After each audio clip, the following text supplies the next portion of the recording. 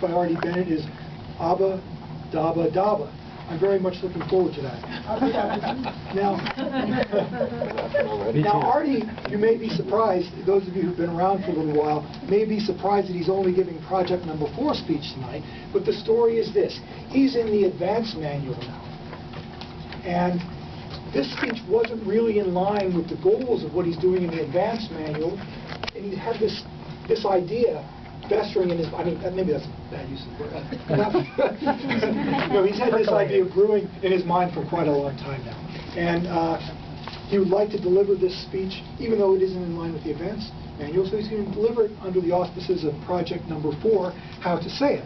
The goal of speech number 4, the goals are to communicate your ideas clearly, accurately, and vividly with the right words and sentence structure, to enhance and emphasize ideas by using rhetorical devices, and furthermore to eliminate jargon, unnecessary words, and to use correct grammar. Please welcome Artie Bennett.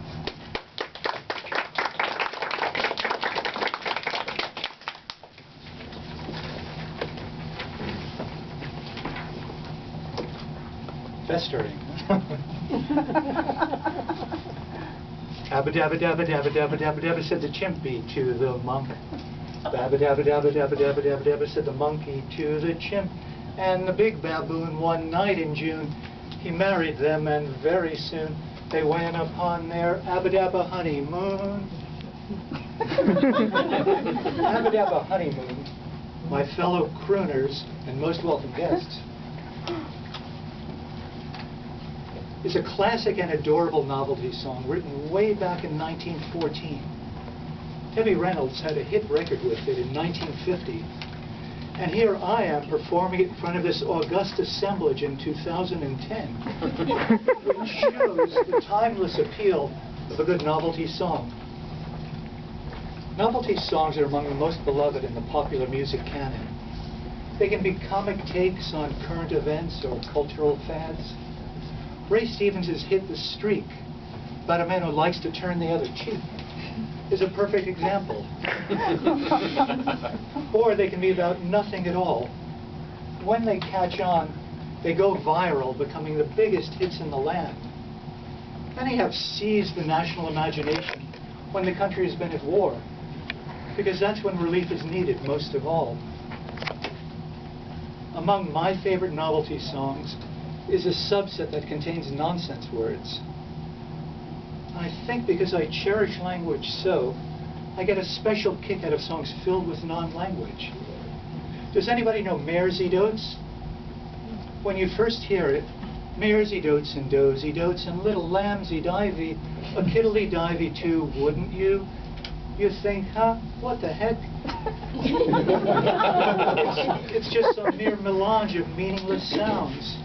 But then you hear it again, perhaps a little slower, and it's mares eat oats, and does eat oats, and little lambs eat ivy, a kidd'll eat ivy too, wouldn't you? And suddenly you experience that quintessential aha moment, and everything is clear. American troops sang this song while on the march during World War II, and it tickles me to know that this silly song worked wonders to boost the morale of our armed forces. Jimmy Durante, the great singer and comedian, had a huge hit with Inka Dinka Doo, which would become his signature tune. The refrain, though, sheds little light on the song's meaning. Inka Dinka Doo, a dinka dee, a dinka doo, simply means Inka Dinka Dee, a dinka doo. Oh, I get it now, don't you? Some performers specialize in novelty songs. Spike Jones had hit after hit in the 1940s and early 1950s, performing satirical arrangements of popular songs. His send-up of the tender, touching ballad, Mild Flame, featured a demonic Peter Lorre impersonator who recalled how he poured a can of gasoline and struck a match to my old flame.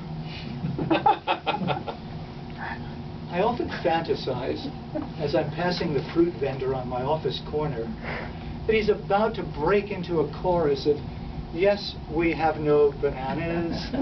We have no bananas today after he has sold his last solitary banana. Or perhaps serenade tropical fruit lovers with, oh, I've got a lovely bunch of coconuts. Here they are all standing in a row. Now, were he to do so, he would surely gladden the hearts of many a passerby. There are horror-themed novelty songs, like the Monster Mash. It was a graveyard smash.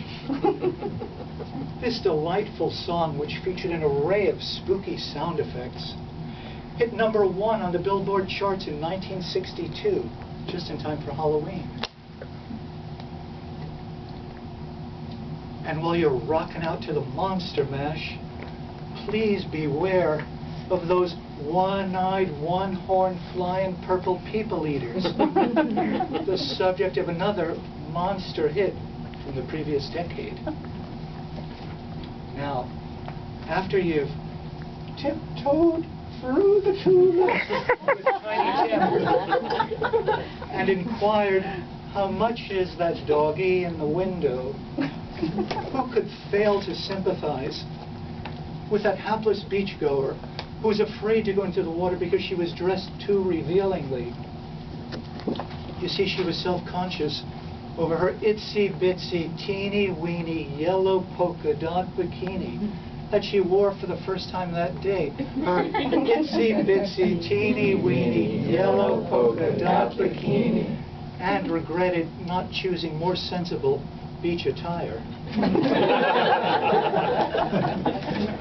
It's said there's been a sharp drop-off in novelty songs since the mid-1960s, as rock and roll began to take itself too seriously, as we all began to take ourselves too seriously. But these days, with everything going kerflooey, as we lurch from cataclysm to catastrophe, what this nation needs is a catchy novelty song to uplift our spirits and even give us a little laugh along the way. Mr. Toastmaster.